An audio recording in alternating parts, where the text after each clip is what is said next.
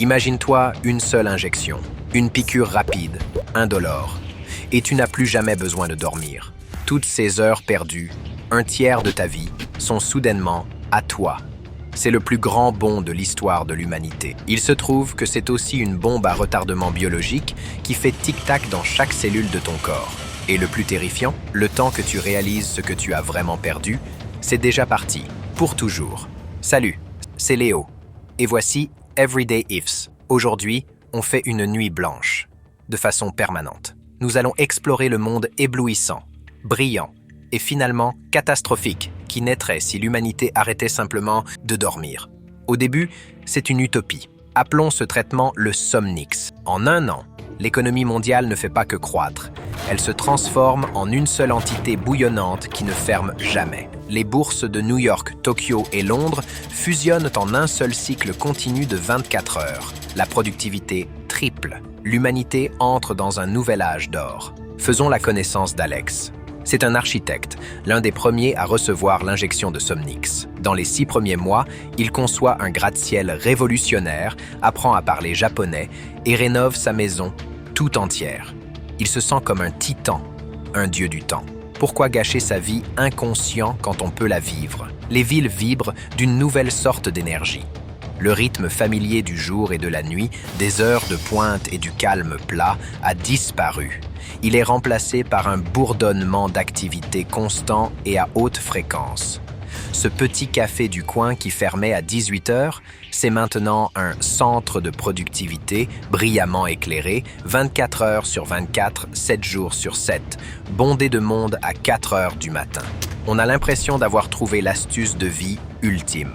On a conquis la nuit, notre ennemi le plus ancien et le plus primal. Mais dans notre victoire, nous avons réduit au silence une conversation cruciale et secrète que nos cerveaux avaient avec eux-mêmes depuis 2 millions d'années. Et ce silence est sur le point de devenir assourdissant.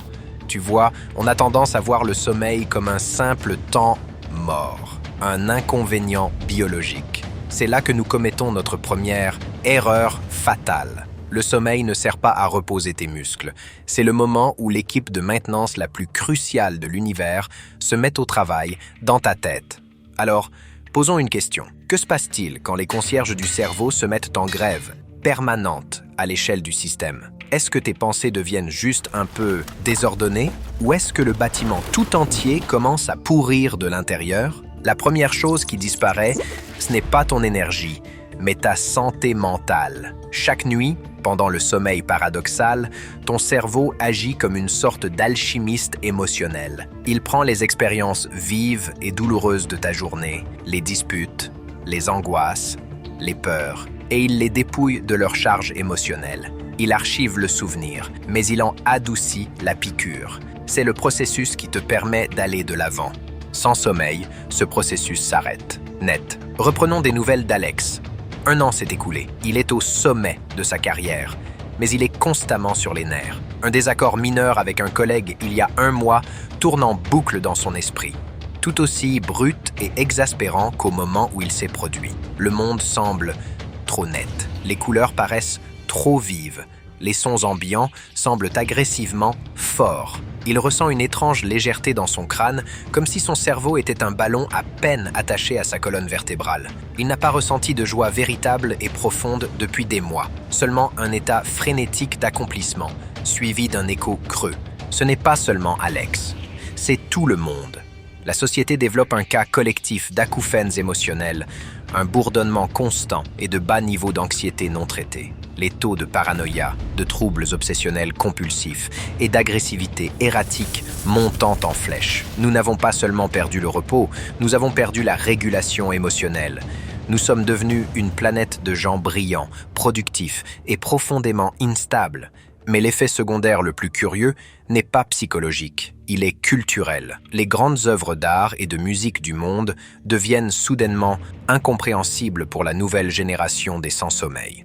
Pourquoi? Parce que les rêves sont le langage natif du cerveau pour la métaphore, pour l'abstraction, pour le surréalisme. Un esprit qui n'a jamais rêvé, qui ne fonctionne que selon la logique brutale du monde éveillé, ne peut pas comprendre une peinture de Salvador Dali. Il ne peut pas ressentir la tristesse abstraite d'une symphonie de Beethoven. Il ne peut que traiter des données.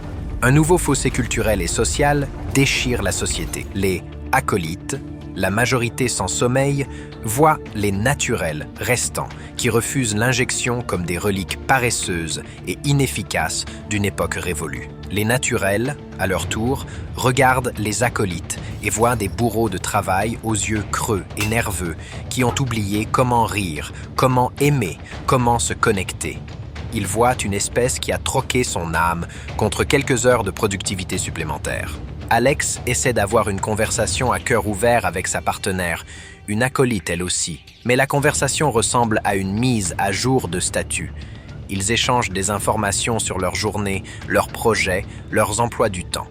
Mais la résonance émotionnelle, l'empathie, la compréhension mutuelle, tout a disparu. C'est comme essayer de voir la couleur sur une photo en noir et blanc. Dans un monde qui ne cesse de parler, Alex ne s'est jamais senti aussi profondément seul. La société est désormais définie par 3 choses: l'efficacité implacable, la production constante et un vide émotionnel profond et envahissant. Mais tout ceci, l'anxiété, la folie, la mort culturelle, n'était qu'un symptôme. La vraie maladie, la bombe à retardement que nous avons amorcée dans notre propre ADN, est enfin sur le point d'exploser. Et ça n'a rien à voir avec l'esprit. Ça a à voir avec les fondations mêmes de la vie. Voici le secret que nous avons manqué, la vérité dévastatrice, cachée dans la calme obscurité. Le sommeil, ce n'est pas seulement pour le cerveau. C'est pour le corps, à un niveau microscopique. Chaque jour, tes cellules sont malmenées par les radiations, les toxines et de simples erreurs de réplication.